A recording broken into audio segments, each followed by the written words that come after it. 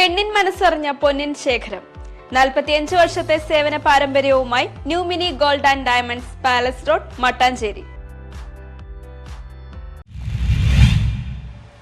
വിവിധ ആവശ്യങ്ങൾ ഉന്നയിച്ച് KSMSA ഇടുക്കി ജില്ലാ പഞ്ചായത്ത് ഓഫീസിന് മുന്നിൽ പാൽ കമ്പെടുത്തി പ്രതിഷേധിച്ചു.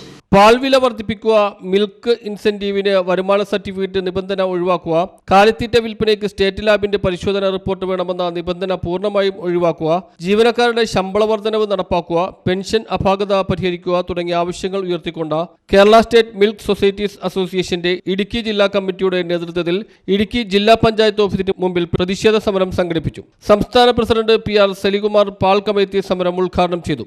എല്ലാ സാധനങ്ങളുടെയും വില വളരെയേറെ വർദ്ധിച്ചിട്ടും പാലിന്റെ വില മാത്രം വർദ്ധിപ്പിക്കാത്തത് കൊണ്ടാണ് പ്രിയപ്പെട്ടവരെ ഇന്ന് ഒരു സൂചനാ സമരമായി പാലിന് ഏറ്റവും കുറഞ്ഞത് 1 ലിറ്റർ പാലിന് 10 രൂപയെങ്കിലും വർദ്ധിപ്പിക്കണം എന്നാവശ്യപ്പെട്ടുകൊണ്ടാണ് ക്ഷീര സഹകരണ സംഘം പ്രസിഡന്റുമാരുടെയും സെക്രട്ടറിമാരുടെയും നേതൃത്വത്തിൽ ഇവിടെ സമരപരിപാടി സംഘടിപ്പിച്ചിട്ടുള്ളത്.